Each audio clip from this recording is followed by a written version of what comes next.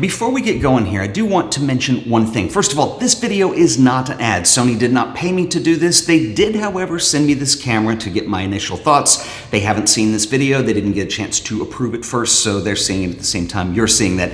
Now that that's out of the way, let's talk about the new Sony ZV-E10. The ZV-E10 is a new camera with an APS-C size sensor. It features, obviously, interchangeable lenses, and the big feature here is it does feature a flip-out screen that is fully articulating. There is no electronic viewfinder, so all of your work is going to be done on the flip-out screen. Sony says this camera is optimized for content creation. You may remember last year when Sony released the ZV-1. I'm actually using a ZV-1 to film this video with right now. So the ZV-1 is a small, pocketable sized camera that was also designed and optimized for content creation. So that camera featured a fixed lens. You couldn't change it in and out. It also featured a very tiny sensor. So the advantages of this, you're getting a step up. You're going to get a bigger sensor, and you have the ability to use whatever lenses you want to on the system. The first thing to point out is how dead simple the design is. I think anyone can pick up this camera and figure out how to use it pretty quickly. You've got a power on and off switch. We've got a mode selection button for toggling between stills mode, video mode, and what we call S and Q mode, slow and quick. I'll talk about that in a second. There's a big, massive video record button. We've got our shutter release, a custom function button, some familiar interface on the back, so it has a very simple design, which I actually kind of like. Now, this is the point in the video where people will start saying, Ted, you're just saying these things to make Sony happy. And look, here's the deal. I film on Sony cameras for all the videos that I do on this show, and I have some nice Sony cameras. I have an A7S III. This is an FX3 that I like a lot. It's a full-frame camera with a lot of professional features. Here's the deal with content creation, though. If you're making videos for YouTube like I do, the idea here is that I'm on camera and I'm also filming everything myself. And so while these cameras are great if I'm filming at the studio and I have time to get things set up right, they don't work as well when we're out and about. And so that's a situation, it's a case where I think that having a very simplified camera is a much better way to go. In fact, to prove my point, I'm making this entire video using the ZV-E10 and the ZV-1. I'm not going to use anything else in here. So I think on that note, let's go out and kind of see how this camera performs. I need some things because we're going to try some different scenarios, but we'll let you be the judge on this. So I do have a very exotic location planned for us to go do a little vlog simulation in. We're going to go behind the building.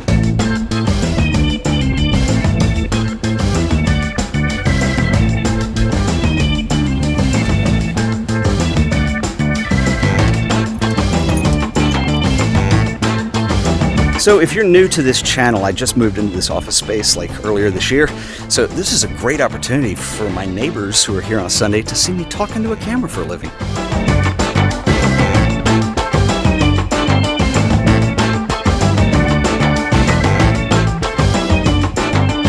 So right now I am filming with the ZV-E10 and I'm using the internal microphone. So the internal microphone on this camera is much like what we saw in the ZV-1. It's this newer design. It's even got this little dead cat on a hot shoe or cold shoe that you can slide in if you're having wind issues.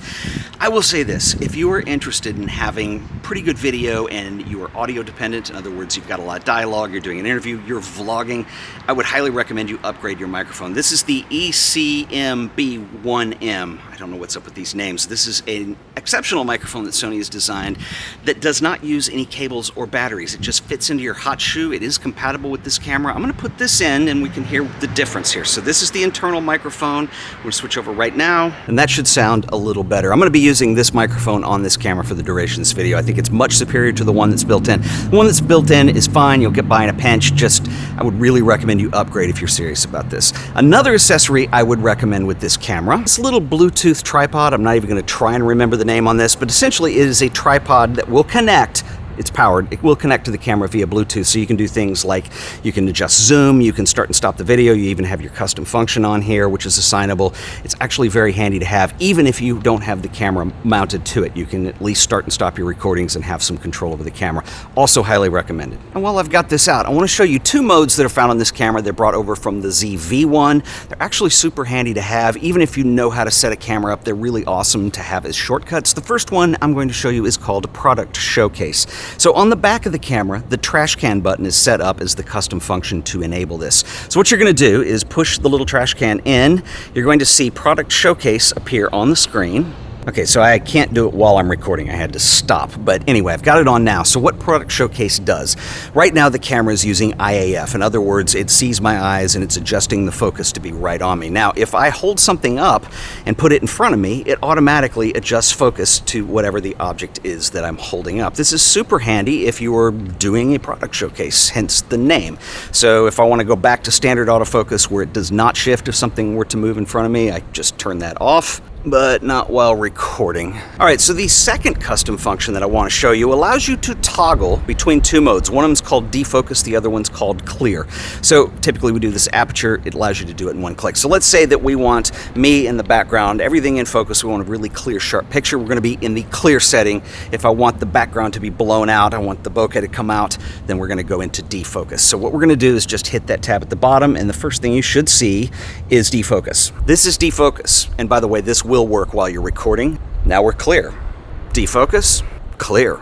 Okay, so let's move on to some image stabilization tests. Now there's a couple different scenarios we're going to test, but one thing you need to know about the ZV-E10 is it does not have in-body image stabilization. It is digital only, which is kind of a drag, but I'm going to review some things. The first thing we're going to do is actually stick this on the little tripod tabletop thing, and we're going to try the digital image stabilization. All right, so this is standard mode, and I'm trying not to move very much. I also want to note that I am using the Sony 10 to 18 millimeter f4 lens, which does have optical steady shot built in. This is still not my favorite mode on here. Now, I'm standing pretty still, but as soon as I start to move, you're going to see a lot of micro jitters, and I don't know, this is not my favorite mode to put this in. Now, we do have an active image stabilization mode. Remember, it's going to crop. So right now, I'm at 12 millimeters. I'm not going to change the focal length, but let's move to active. Now, you are seeing active image stabilization. I'm still at 12 millimeters, and you can see how much it cropped in on the picture. So you're going to have to extend your arm out further if you don't have a wide enough lens. Again, not ideal. I still don't think this is the greatest image stabilization in the world. So for this example, we're going to use image stabilization using the gyroscope data in the camera. So some of the newer Sony cameras, including this one, will record gyroscope data while you're making your video. And so these are recorded into separate files. So when you open up your folder, you're going to see your movie files, and then you see these XML sidecar files. Now, the way this is rendered is on the computer. So Sony has a free application called Catalyst, and you can one by one go through your files and actually smooth them out using the gyroscope data. Now, two cons here. One, it's still going to use cropping, and so you're going to crop down. So the more you're moving around, the more it's going to need to crop into the image. The second problem with this is that the free version of Catalyst only does one file at a time. If you want to batch a whole folder of files, you're going to have to get the paid version. So it looks great, it works great, it'll be neat one day when this technology is actually live in camera and not on a computer somewhere, but it's still a little ways off, not ideal. And finally, we've got it mounted to a gimbal. I think this is probably the best way to go in terms of getting smooth footage. Now, reason I wanted to mention putting this on a gimbal, if you have ever tried to vlog with a camera mounted to a gimbal before, you know that this is a setup that can get really heavy really quickly. I have to say, this is one of the lighter cameras that I've used, and also it's really easy to balance. Like, the weight is distributed really well throughout the camera. It's super easy to get on a gimbal. Now, the gimbal will give you the smoothest footage, but you can notice in the background, anything with a straight line, if there's motion, you're going to get rolling shutter. Vlogging in log, who would have guessed? Not Vlog, S-Log. It's S-Log 3. It's easy to grade. If you've got your exposure correct, it shouldn't give you much trouble, but it gives you another dimension in the type of filmmaking that you can do using this little inexpensive camera. Other thing is you've got HLG, you've got all the Cine profiles. Sony actually do deliver a lot in that respect. So pretty decent little APS-C camera from Sony. Is it perfect? Well, no, it's not, and I do want to talk about some of the pros and cons. Let's start with the pros. The first pro is the price. This camera comes in body only at $699 US, and for $100 more, you can get a kit that includes the little power zoom lens, the 16 to 50. Now, for a $699 body, I'm not going to expect this to perform like a $2,000 or $3,000 body. It's just not that. This is the right tool for the right job. If you want to create content and you need a very video-centric body that you can change lenses in and out on, another big pro is the size of this camera. I mentioned over and over again, this is super small, it's super portable, it's lightweight. I think Sony did an excellent job on that. In fact, compact cameras is a design directive of Sony. That's one of the reasons reasons you have trade-offs in these bodies, like the smaller battery, which we'll get to in a minute, and some other things. But I think when you consider that this is the right tool for the right job and what it does well, it really does well. Autofocus is also best in class. I don't think you're going to find another APS-C body in this range that's going to do better than this. Canon probably is going to come the closest, but Sony really is the gold standard in terms of IAF, and then also the ability to do things like product showcase. You have some custom modes on here, and it's really worth getting for that. Now let's mention some cons. The biggest con for me on here is the W battery. This is an old battery that I thought we had moved away from on this camera. We're now using Z batteries in all of the other bodies. Well, this one still uses the W. Having said that, and I noted this when I got to review the A6400, is that Sony have gotten pretty good with the way they have their firmware coded, and that it is more efficient, and you are going to get more battery life out of these batteries than you would, let's say, on an A5100 or an A6000. I mean, they have become more efficient. Having said that, I know it's a sacrifice for size, but I really wish they made it a little bigger and just included the Z battery. Con number 2 is the lack of in-body image stabilization, and actually Sony have really never done this really well, so I guess it's not a huge deal. I expect on Sony cameras I'm going to have to use a gimbal. Another thing that might be a big deal to some people who shoot a lot of stills is autofocus capabilities of this camera. So real quick, this camera is designed to be a video camera that allows you to shoot some stills on. So the video autofocus is awesome. It's got IAF, it's got tracking with IAF, it is amazing. Now, as soon as you go over to stills modes, you lose all the tracking modes. You don't have expandable, flexible spot. You just have the basic generic modes. They will update and refresh, but you can't, like, let's say, track a bird in flight or something like that.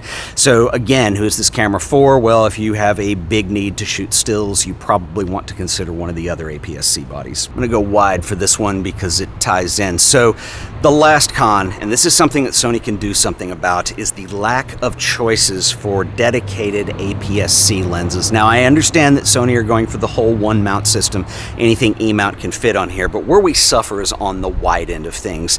Lenses that are designed for APS-C cameras tend to be smaller. We do have the 10-18 that I've been using this entire video. It's an okay lens, it's an f4, but if you want something that is not f4, if you want something that's f2.8, well, you can go the Tamron route, but I think this is an opportunity for Sony to step up. The big takeaway with the ZV-E10 is, okay, it's essentially a parts bin camera for Sony. In other words, it is made from technology that's already been used in other bodies.